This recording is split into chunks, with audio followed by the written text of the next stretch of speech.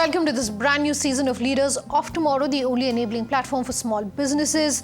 Over the past 7 years, we've understood what matters the most to you, the entrepreneur, and in year 8, we're taking head-on 2 of your most pressing concerns, that of funding and mentoring. I'm Sunanda Jayaseelan. Tonight on the show, 2 of the influencer conversations. First up is GoDaddy. On the other side of a break, I'm in conversation with Uber Eats.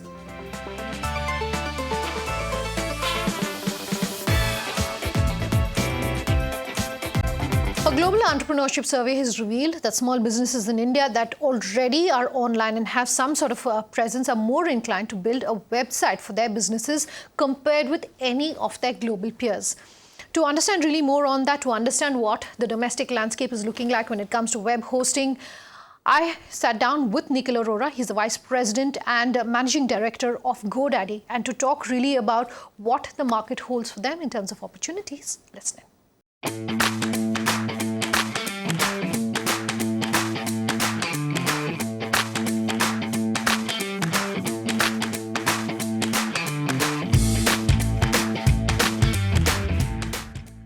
Nikhil, so good having you joining us here on the show tonight. I want to start by talking about the India picture. 18.8 million customers, I understand, is what you have globally. I want to get the India picture. How many customers do you have here? Why is India so crucial to you as well? If you can start this conversation with that. First of all, thank you for having me on the show. It's a pleasure to be talking to you and the viewers. Just to set the context on GoDaddy, and then I'll talk about why India. GoDaddy is the world's largest platform enabling small businesses and entrepreneurs, help them bring their businesses online, help them grow, and help them thrive. We have over 19 million customers globally. In India, we crossed 1 million customers about 18 months ago, and it is one of the fastest growing markets for GoDaddy. India generally is a very, very exciting place for online space. If you just look at the digital profile of the country today, we are going to be crossing 600 million internet users by end of this year. And about 61% of those internet users are actually using the internet every day. And on an average, they spend close to 7.5 hours every day. So just from a consumption and usage and utility of internet, you've seen this progress so much in the last 5 years. And as GoDaddy, our mission is to empower everyday entrepreneurs. We want them to really bring their ideas online and really succeed and thrive by growing their business, by reaching out to more customers, by helping them provide more productivity tools to communicate to the customers, and so on. Our journey in India started about 7 years ago, in 2012. And what we knew was the products we had, which was domains and websites and emails and SSL and security productivity products. Fair enough. When we talk about any business which is in the digital or the tech space here in India, we love talking about the regulatory framework. While this government has, of course, initiated several programs, whether it's Startup India, Digital India, etc.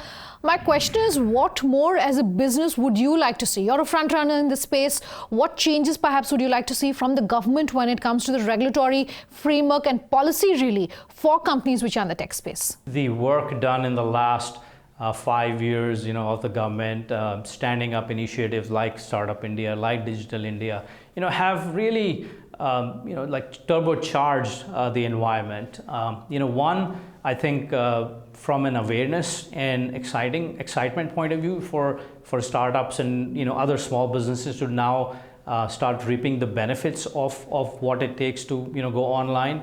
If you think of a government perspective, right, some of the schemes the government has put in, it has kind of provided access to billions of consumers in India and given them a digital identity, right, and also enable them to get benefits by having them bank accounts. Which essentially means is that now there is more spending power, with the consumer.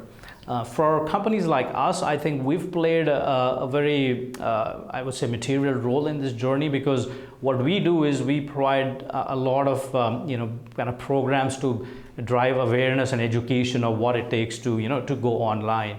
And from a government point of view, I think, what we'd like to see is to continue to, nurture programs like, the recent budget was very exciting. I think, taking, making taxation more seamless, providing more incentives for startups to really, get more tax benefits. Nikhil, I just very quickly want to reference a report that we have picked up talking about how Indian small businesses are really approaching being online and having a presence online. The good news, of course, is that small businesses are more inclined, we understand, than their global counterparts when it comes to having a presence online. That being said, the numbers show that 1/3 of Indian businesses only have a website. 19% of them said they possibly could look at having some sort of digital presence, including having a website. How are you reading that data? So the Global Entrepreneurship Survey, it's an annual survey run by GoDaddy. This cuts across 10 countries, over 4,500 small businesses and entrepreneurs. And it's essentially intended to understand the pulse of entrepreneurs, what they're feeling good about, what they're not feeling good about, and what's their technology adoption curve. 60% of the websites created in India have some sort of a regional play in there, right? And as we see the growth of the country, which is primarily now going to come from tier 2, tier 3 towns, that 60% number is very important because most of the small businesses are now actually applying, the regionalization to their online presence, which is both a good thing for the small business and for the consumer because they are able to find and, kind of consume content in the language they understand. And then also from a global versus Indian perspective, as you just shared, Indian small businesses are more optimistic. Not only that 19% of them, plan to have a website of the ones who don't versus 16% globally. We also asked them, how do they see the outlook in the next 3 to 5 years? And we found that the Indian small businesses feel like their growth potential is 1.7 times more than their global counterparts, which essentially gives you a pulse of how small businesses are looking at, more medium to long term. They're more optimistic. They feel like there's a large potential in the country, and the enabler really is going to be this digitization process. When we're talking about data and when you're talking about having a presence online, the logical question really then is to talk about data security, Nikhil. We're talking in the back of what really is happening globally when it comes to the GDPR. What's your view on how data is perhaps being handled and viewed really by small businesses? Research and all the experts who come on the show talking about data security tell us that most data security breaches are happening because employees are unintentionally sharing information. What's your view? What do you think is going to change? What would you like to see changing? Our business model as GoDaddy is very simple, right? Our business model is actually protecting customers' data versus monetizing customer data, right? So just the starting point of our business is very grounded on how do we help our customers understand why you need to protect your data, why you need to protect your websites, because as part of our global entrepreneurship survey, when we asked customers, and especially in India, 31% actually said that they had lost access to their account in some form or structure, and actually 26% of them actually said that they had to end up paying, to get their access back. So in terms of both the productivity lost and the monetary impact of losing access is pretty high, right? So it affects your business. In fact, in turn, it affects your revenue and profit. So what we drive through both our customer care and through our other education initiative is to help customers understand that protecting your website, your online presence is as important as getting your online presence, which means make sure you buy the right kind of products like SSL security. When it comes to the online space, Nikhil, where is most of the interest, where is most of the traction or the growth really happening? As we saw the growth, like our business has doubled in the last 3 years, and what we are seeing is that the 50% of our kind of new customers are actually coming from tier 2, tier 3 towns. So I wouldn't say specific verticalization, but I would say specific geographical pockets of India are really coming online, right? So the tier 2, tier 3, that's where you see a lot of hunger, a lot of desire, and now that they're getting the connectivity, to come online and really use that to really, leap forward their business. We also, finding, like, for example, we had partnered with one of the leading mobile app companies of the country, and we also found that women, for example, are in tier 2, tier 3 town are actually more open to adopting online to basically become entrepreneurs, right? Which is also a phenomenal metric to see when you start thinking about tier 2, tier 3 towns where traditionally they didn't have that access, right? So if you look at the growth for the next 3-5 years, we see these tier 2, tier 3 towns being an engine of taking that 600 million internet population to about close to 1 billion. Nikhil, thank you very much for your time on the show. Let's slip into a short break on that note. On the other side, Uber Eats in focus. What's the company doing when it comes to ensuring it's retaining a share of the online delivery market pie? More when we come back.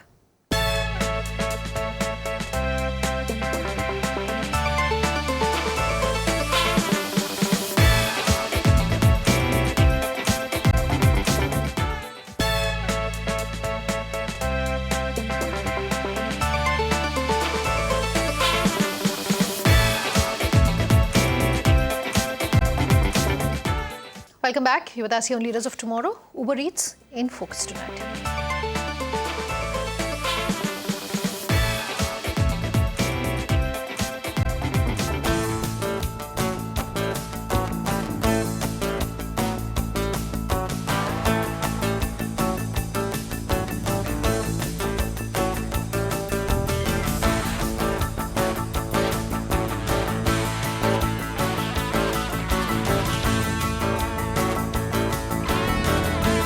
Some could argue that perhaps has been a late entrant as far as the online food delivery market is concerned. Uber Eats, which has been around for 2 years though, has managed to gain a substantial share of the market when it comes to what is increasingly becoming very competitive. To discuss that and more, in fact, I'm being joined by Bhavik Rathod, the man at the helm of affairs at Uber Eats. Bhavik, thank you so much for taking the time to join us here on the show. And just run us through really what you're doing, which is so different at Uber Eats, because this market has been crowded for a while. So, my first question really is that what your differentiator really is, how you're ensuring that you are different and standing out really when it comes to the competition here in the online food delivery market. Sure. So, Uber Eats has been live in the country for about 2 years now. We launched our operations first in Mumbai in the May of 2017. Over the last 2 years, we've seen exponential growth in the food delivery space and for Uber Eats as well. The market has grown exponentially, primarily driven by 3 macro factors. At least the way we see it is we see a lot more people in the workforce, which means there are lesser people at home running chores, and cooking has now become more of a chore. The other factor that we're seeing right now is just a general acceptance for outside food. Traditionally, as we've grown up as in our childhood, our parents always spoke about eating at home being very healthy and outside food generally not being acceptable. But there's this general acceptance to outside food being equally healthy, equally hygienic, and solving for the nutritional needs of the millennials. And just generally millennials seeing cooking as not something they actually want to spend their time on. They see that as unproductive. And there's an easier and more convenient option where they can press a button and the food that they're requesting just shows up at their doorstep. You just see more and more users adopting that. So I think that's been the fundamental difference in the way we've seen the market shape and change over the last 2 years, which has led to the exponential growth in this food delivery space. Along with that, we've also seen food becoming more and more data-driven.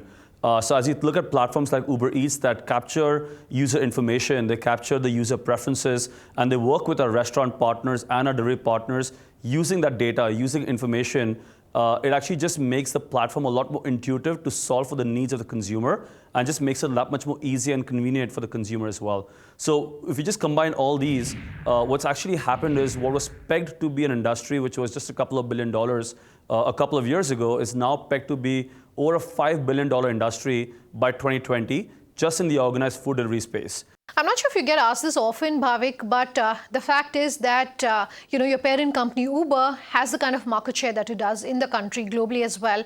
Would it be fair to say that perhaps some part of the kind of inroads that you've made have been because of the brand recall, really, that you've seen with your parent company? Would you agree that perhaps is a fair argument? And how much of that perhaps has percolated or sort of benefited you really at Uber Eats? Absolutely. So Uber launched back in August of 2013, and since then it's revolutionized the way we get around the cities. Uber Rides has now become a household name. Anyone who's looking to move from A to B, the first thing that comes to your mind is open your Uber app and book a ride to get to the point B. That has obviously helped us a lot since now riders that have been using the Uber app for the last 6 years associate Uber to something that's easy, that's convenient, that's my ally. I press a button, it shows up, it's reliable. And all those characteristics are also associated with the Uber Eats brand.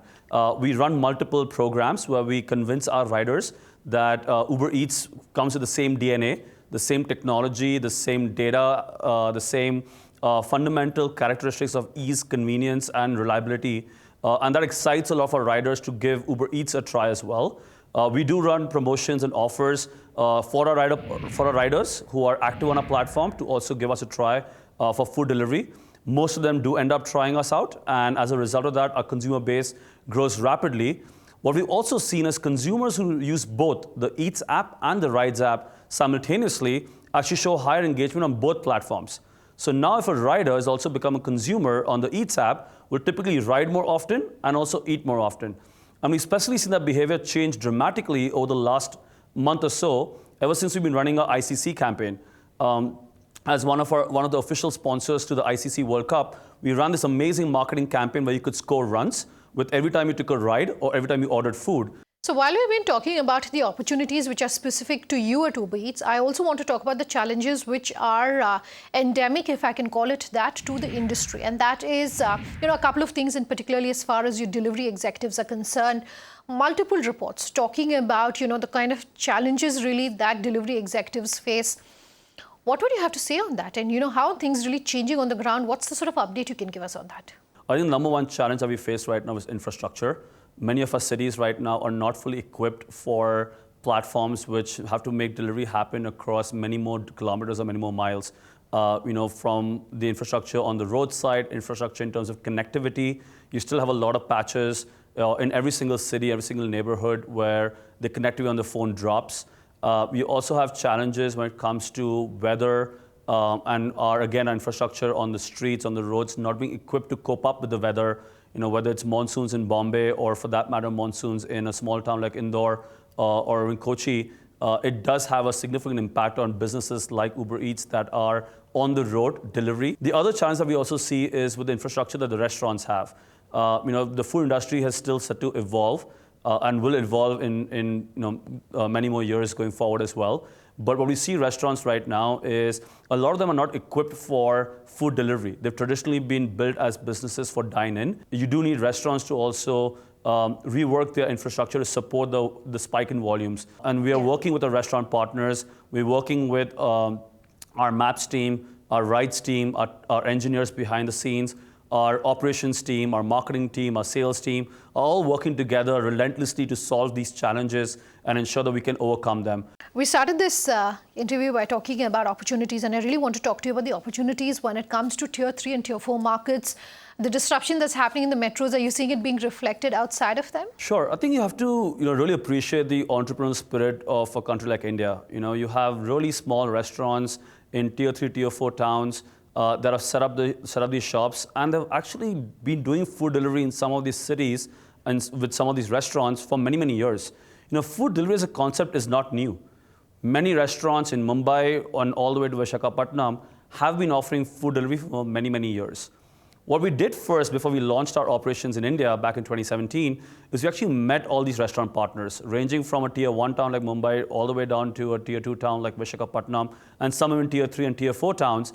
And we really asked them, how could we add value, right? We have an unorganized food delivery market that's already been running for many years in this country.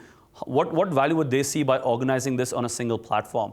And what we learned from every single conversation that we had is every single restaurant partner thought that managing delivery operations was actually very hard and very cumbersome for them. And they actually were more than happy to find a partner like Uber Eats where they can just outsource their delivery operations and let us take care of it.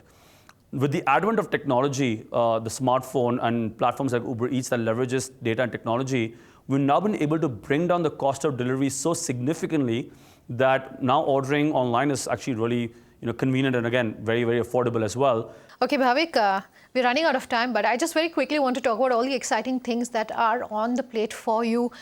You have a large base in Mumbai. Bengaluru, I understand, is one of your largest markets. Some of your peers, I understand, are testing delivery of meat, of milk, etc. I understand, are looking at how you can use drones when it comes to delivery. So perhaps what's the future looking like? What plans can you leave us with? Our philosophy has always been to go deep and go wide. Today we are in 38 cities, and we are trying to open up more and more neighborhoods in those 38 cities that we are live in. We are trying to get more and more restaurant partners on our platform so the consumers have more selection. We're trying to make our delivery operations more and more robust, more and more reliable, and more affordable for our consumers and for our delivery partners as well. So I think all in all, our focus has first always been to make sure that just the fundamentals of the business in every single neighborhood that we serve, in every single city that we serve, is very sound and very solid and is only getting better. One thing you have to realize about the business like Uber Eats in food delivery, it's a very hyperlocal business.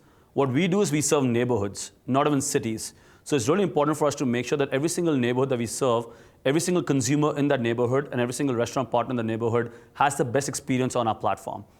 When it comes to drone delivery, really exciting, right? It's amazing how technology is evolving and how rapidly things around us are changing so much. Just with the smartphone, the kind of things you can do right now is just amazing.